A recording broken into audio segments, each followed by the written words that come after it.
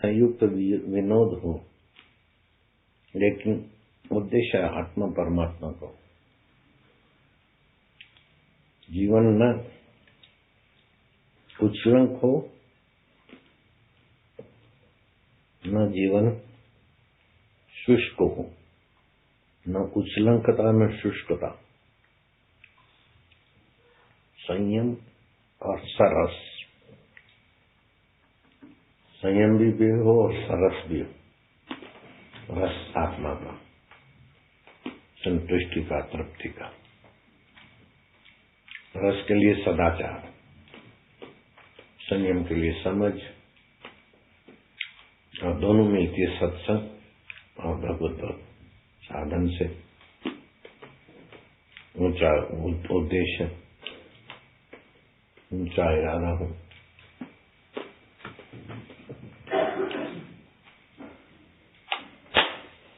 हमारा रात्रि का भोजन अभी आज शाम को नहीं किया था, रात्रि को तो करना नहीं हो गया थोड़ा। दुल्हा दुल्हन मिल गए, फीकी पड़ी बारात। वशिष्ठ जी बोले, हे राम जी, परम औषधि सत्संग और सत्शास्त्रों का विचार है, जिससे यह दृश्य रूपी विसूचिका निवृत्त होती। ये जो जगत सच्चा भासता है ना, जगत सच्चा भासता है, इसको विसूचिका बोलते हैं, दृश्य रूपी। सत्संग और सत्शास्त्र ये सब स्वप्न है, इसको सच्चा मानते फिर ज्ञान करते, ये देखा वो देखा, दिख के चला गया। देखने वाला आत्मदेव सत्य है, दिखने वाला माया। हे राम जी, आचार शास्त्रों के अनुसार हो और भोग रूपी गड्ढे में न गिरे। आचरण शास्त्र के अनुसार हो, भोग रूपी गड्ढे में न गिरे, पार हो जाएगा।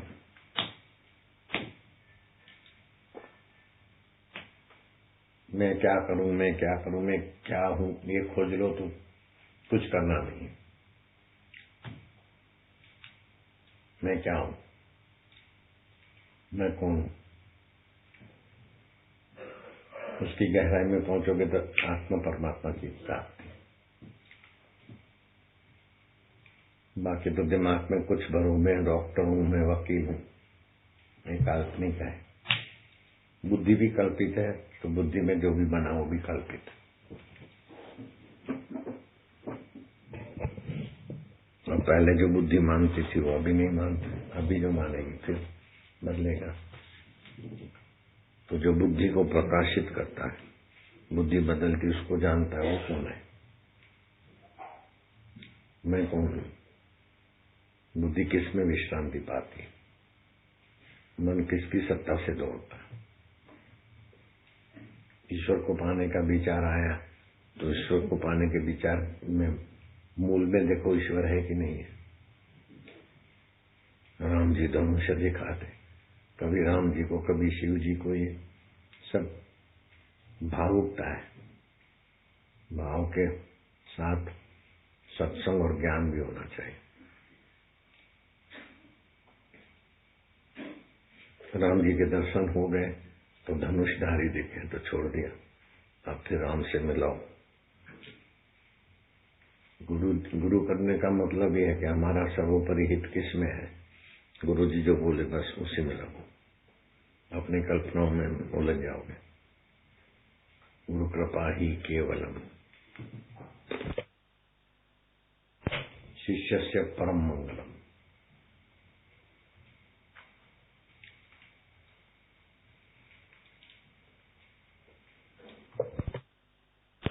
उद्देश्य सुख दुख में समता, उद्देश्य विषय विकारों में संयम, उद्देश्य आत्म सुख, आत्म संतुष्टि।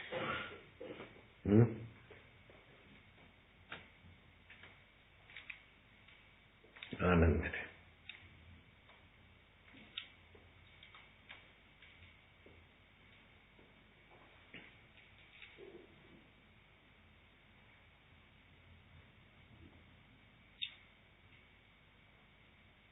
जगत दलदल में जाते तो फिर आध्यात्मिक विचार ठंडे हो जाते हैं, फंस मारते हैं जगत में।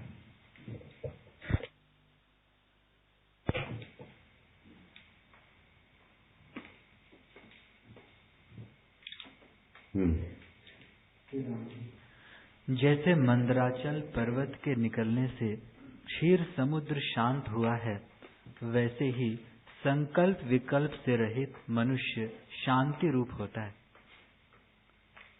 और तेज दाहक होता है, परंतु ज्ञान का तेज जिस घट में उदय होता है सो शीतल और शांति रूप हो जाता है। और तेज तो तपाता है, दाहक है, लेकिन आत्म तेज तो खुद को भी शीतल रखता है, दूसरों को भी शांति देता है, खुद भी निर्दुख रहता है, दूसरों को भी निर्दुख कर देता है।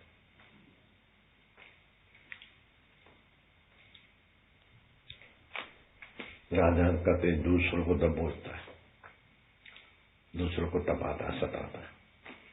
सूर्य का तेज, अग्नि का तेज तपाता है, लेकिन ज्ञानवान का तेज शीतलता देता है, अज्ञान मिटाता है, जन्म मरण दुख मिटाता है।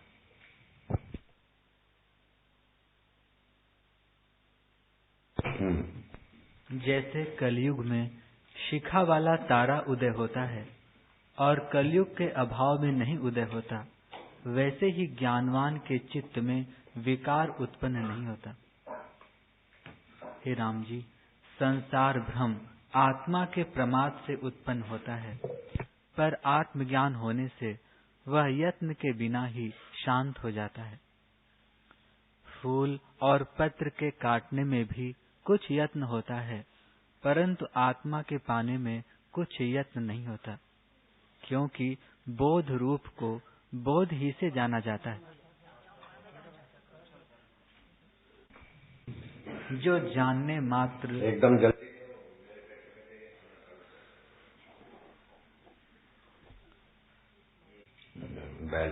आत्मानंद ऐसा पद है जिसके आनंद की ओर ब्रह्मा, विष्णु, रुद्र आदि सभी ज्ञानवानों की वृत्ति सदा दौड़ती है। आत्मा का आनंद ऐसा है कि ब्रह्मा, विष्णु, महेश वहीं आत्मानंद में रहते हैं। ऐसा आत्मानंद है ना? तुमको मिला महाराज? तुमको मूंगफली मिला? जिस पुरुष को शांत शीतल स्थान प्राप्त हुआ है, वह फिर ज्येष्ठ आषाढ़ की धूप नहीं चाहता कि मरुस्थल में दौड़े। वैसे ही ज्ञानवान की वृत्ति अन्य किसी आनंद की ओर नहीं जाती। हे मुनिवर, मैंने निश्चय किया है कि तृष्णा का सा ताप कोई नहीं और अतृष्णा की सी शांति कोई नहीं है। ये बनूं, ऐसा करूं, तृष्णा जैसा ताप और मुसीबत और कोई नहीं, और तृष्णा बिना जैसा सुख कोई नहीं। सर्वम अधितम तेन। मैं संस्कृत पाठशाला में रह के थोड़ा संस्कृत पढ़ना चाहा, क्योंकि शादी करा दी तो घर में रहेंगे तो फिर फंसेंगे, इस बहाने रहने को भी वहां मिलेगा। बड़ा खींचते थे संसार वाले, क्या क्या संघर्षों से गुजरना पड़ता है। तो फिर पढ़ने को रुके तो फिर परीक्षा भी आती तो देनी पड़ेगी। तो परीक्षा के दिन आ गए तो एकांत में हितोपदेश पुस्तक पढ़ते गया तो उसमें एक श्लोक आ गया। उस श्लोक ने तो मेरा काम कर दिया। श्लोक का अर्थ है कि उसने सब कुछ अध्ययन कर लिया, उसने सब कुछ अनुष्ठान कर लिए, उसने सब प्राप्त कर लिया जिसने इच्छा वासना छोड़ी। वो श्लोक था, सर्वम अधितम तेन तेन सर्वम अनुष्ठितम येन आशा पृथक कृत्वा नैराशा अवलंबितम। मैं क्या रे, बस उसी समय फास्ट घर पहुंचा और ट्रेन चलती हुई ट्रेन में दौड़ के बैठ गया, फिर नहीं गया घर।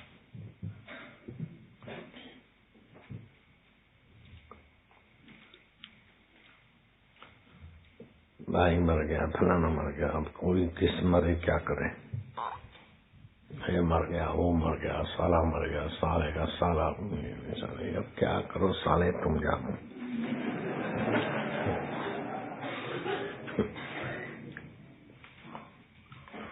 मेरी शादी कराई तो साले की भी शादी हुई थी और साले की भी शादी हुई थी। तो वो साला और साले का साला दोनों मेरे को भगत समझ के उपदेश देने लगे।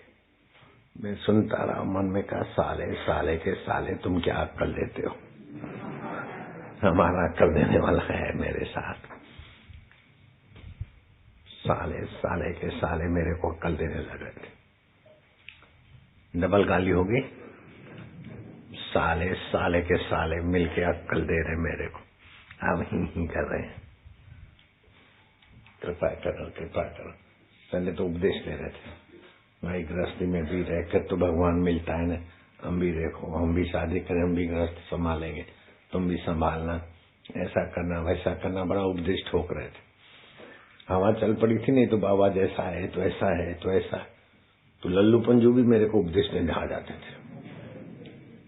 तो साला और साले का साला दोनों मेरे को उपदेश दे रहे। हम उम्र के थे, मेरी भी शादी हुई, साले की भी हुई और उसकी भी हुई, साले के साले की।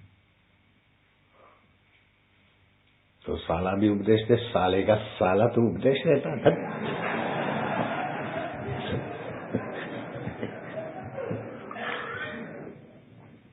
अब दोनों चरण रोज उठाते, ईश्वर के रास्ते दृढ़ता से चलो।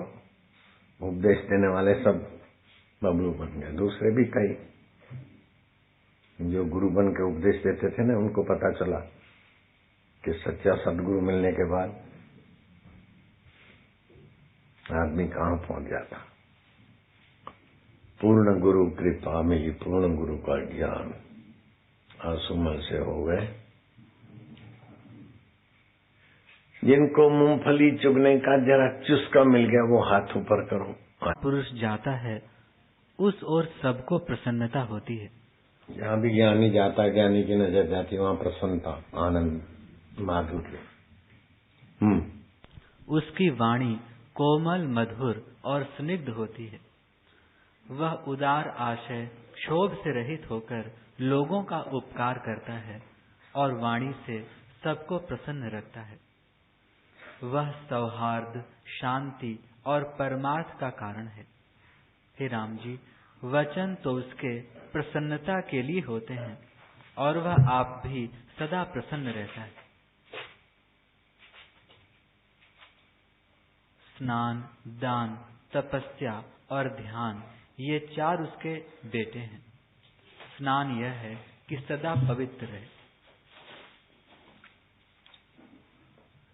जैसे द्वितीया के चंद्रमा की रेखा को देखकर सब प्रसन्न होते हैं और नमस्कार करते हैं, वैसे ही उसको देखकर सब प्रसन्न होते हैं और नमस्कार करते हैं। जिस ओर राजा देखता है उस ओर समता ही देख पड़ती है, जो आनंद उपजाने वाली है। सब भावों में बरतो, परंतु राग किसी में न हो। जैसे स्फटिक मणि सब प्रतिबिंबों को लेता है, परंतु रंग किसी का नहीं लेता, तैसे ही तुम सब कार्य करो, परंतु राग द्वेष किसी में न रखो।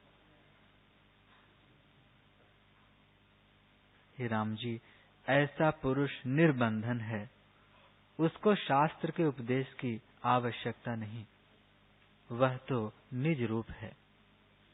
हे राम जी, जो कुछ प्रकृत आचार तुमको प्राप्त हो, तो देना, लेना, बोलना, चालना आदि सब कार्य करो, परंतु भीतर से अभिमान कुछ न करो। निरभिमान होकर कार्य करो, यह ज्ञान सबसे श्रेष्ठ है।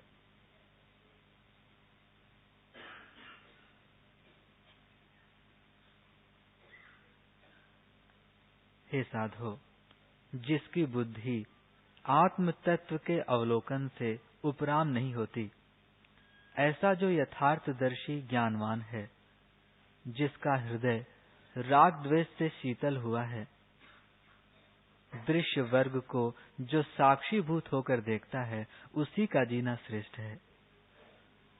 जिसने संकल्प मल से रहित अपने चित्त को आत्मपद में लगाया है, और जिस पुरुष को जगत के इष्ट अनिष्ट पदार्थ समान भासते हैं, जो शांत चित्त हुआ लीलावत जगत के कार्य करता है, इष्ट अनिष्ट की प्राप्ति में राग द्वेष नहीं करता, उसी का जीना श्रेष्ठ है।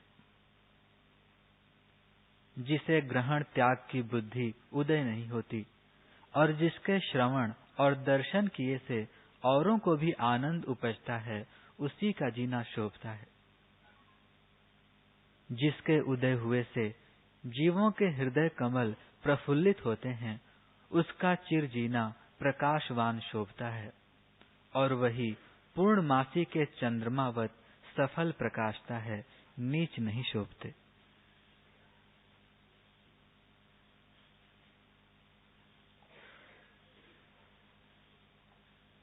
हे राम जी, जैसे पिंजड़े में पड़ा सिंह पिंजड़े को तोड़कर निकले, वैसे कोई बिरला ही तृष्णा के जाल को तोड़कर निकल पाता है। यदि कोई पुरुष परम ऐश्वर्य को प्राप्त हुआ हो, पर उसके हृदय में तृष्णा जलती हो, तो वह कृपण, दरिद्री और आपदा का घर है।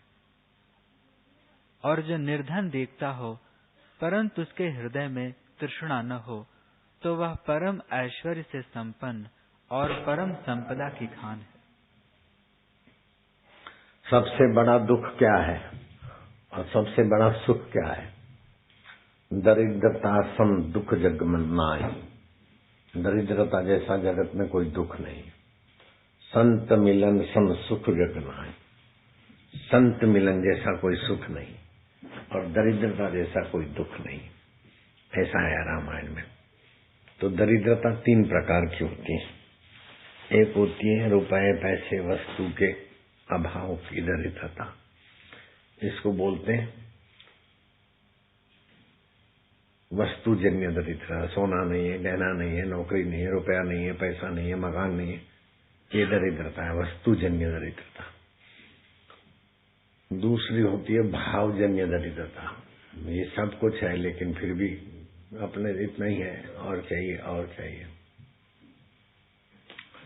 वस्तुजन्य दरिद्रता शुक्रदेव जी के पास थी, टोपी थी खाली।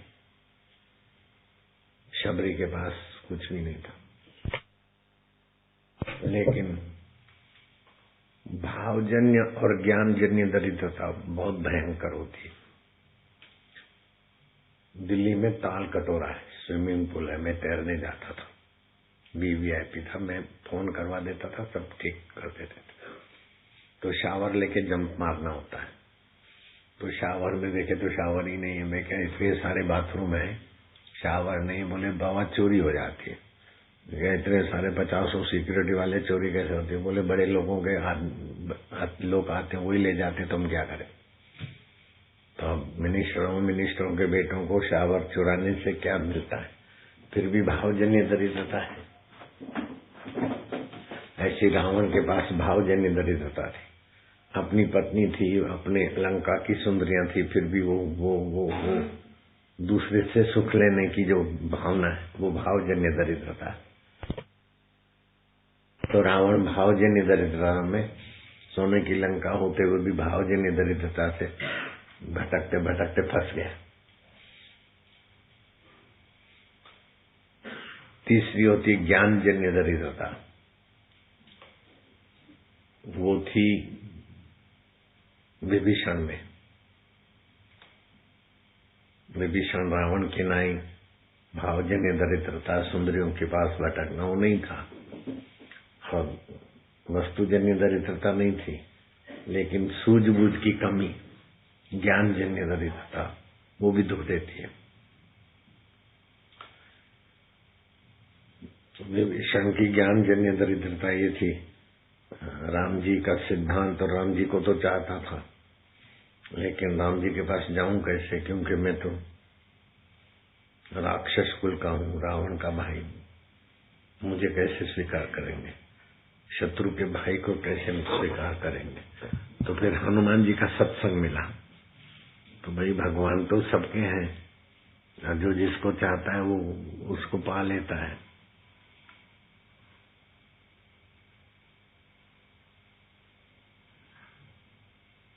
और तुम जाओ एक बार राम जी के पास, तुम्हें स्वीकार कर लेंगे। तो सुकरता गया। राम जी ने कहा, आहो लंकेश, रावण तो अभी लंका का राजा है, पहले से बना दिया कि रावण हारेगा, तुम लंकेश बनोगे, स्वीकार करता हूं तुमको। तो भावजन्य दरिद्रता, ज्ञानजन्य दरिद्रता अगर मिटा सकते हो तो मुफ्त में मिटती है सत्संग से, और फिर वस्तुजन्य दरिद्रता की कोई वैल्यू ही नहीं रहती। नहीं तो वस्तु कितनी भी हो और चाहिए, इतना तो कर ले, इतना तो कर ले, इतना तो कर ले। आप पति साधना कर रहे हैं और पत्नी रो रही है, क्यों कि 2.5 महीने हो गए अभी तक नहीं आए। अरे तेरी माताजी 7 साल तक रही थी। ये भावजन्य दरिद्रता है। कुछ ले तो नहीं गया है, खाली एकांत में गया है, साधना कर रहा है और अच्छी स्थिति बन रही, तो तू तो घर बैठे मुफ्त में माताजी हो जाएगी। लेकिन वो अपनी माँ को डांट रही है कि देखो ऐसा करता है, वैसा करता है, पति चला गया, तू नहीं उसको लगाया, रंग लगाया, ये क्या वो क्या, रहे लगाया तो घाटा क्या हुआ। किसी के लगाने से लगता तो तेरा भाई भी लगता नहीं है, तो किसी किसी का पुण्य होता वो लग सकता है, सबको इस रास्ते नहीं लगते। ठोकरे खा के भी वहीं जाते, चाहे 100 जूता खाए, तमाशा घुस के देखेंगे, क्या क्या आयुष्य नाश कर रहे हैं। और क्या है, कमाया खाया रखा, बस आयुष्य नाश, मिला कुछ भी नहीं। तो ये दरिद्रता, वैसे दरिद्रता समझते कि रुपया पैसा नहीं, वो दरिद्र नहीं। सत्संग में पता चला कि वस्तुजन्य दरिद्रता, भावजन्य दरिद्रता और ज्ञानजन्य दरिद्रता। वस्तुजन्य दरिद्रता मिटाने के लिए बीटेक करो, फलाना करो, ढींगना करो, लेकिन भावजन्य और ज्ञानजन्य दरिद्रता रही तो कितने भी करो तो भी कंगले है, कंगले सुख के लिए। वस्तुजन्य दरिद्रता, वस्तु है तो भी भावजन्य दरिद्रता है, सुख के लिए करो, वो करो। सत्संग ही सब दरिद्रता मिटा देता है, चाहे बहुत धन हो, चाहे एकदम कंगाल हो। आगे बात समझ में।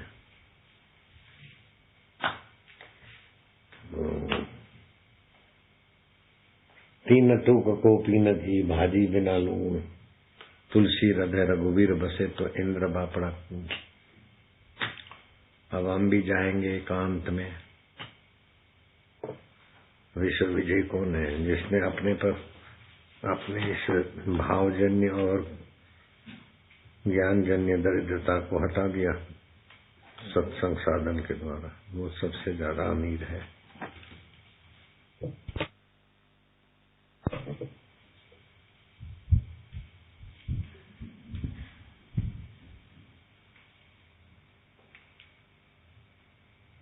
संत मिलन सम सुख जगनाय। संत मिलन, संत दर्शन, संत सानिध्य, संत सेवा के समान कोई सुख नहीं और दरिद्रता के समान दुख नहीं। और दरिद्रता 3 प्रकार की होती, वस्तुजन्य, भावजन्य और ज्ञानजन्य। तो वस्तुजन्य दरिद्रता मिटा के भी मिट गए तो भी भावजन्य दरिद्रता सताती, ज्ञानजन्य दरिद्रता सताती। लेकिन भावजन्य और ज्ञानजन्य दरिद्रता मिट गई तो वस्तुजन्य दरिद्रता की कोई वैल्यू ही नहीं। ठीक है, हरि ओम हरि ओम। ऐसा कहता मुंबई में ऐसा थोड़ी मिलता है। रुके तो अच्छा हुआ ना, योग वशिष्ठ पढ़नो कर, 120 मालाओं जपिनो कर, साक्षात सिर्फ बैठे ही रहो, महफिल का रंग बदल जाएगा, गिरता हुआ दिल भी संभल जाएगा, संभल जाएगा। तुम तसल्ली न दो, सिर्फ बैठे ही रहो, महफिल का रंग बदल जाएगा, गिरता हुआ दिल भी संभल जाएगा, संभल जाएगा। ऐसे ही है, ऐसे ही है। ठीक है।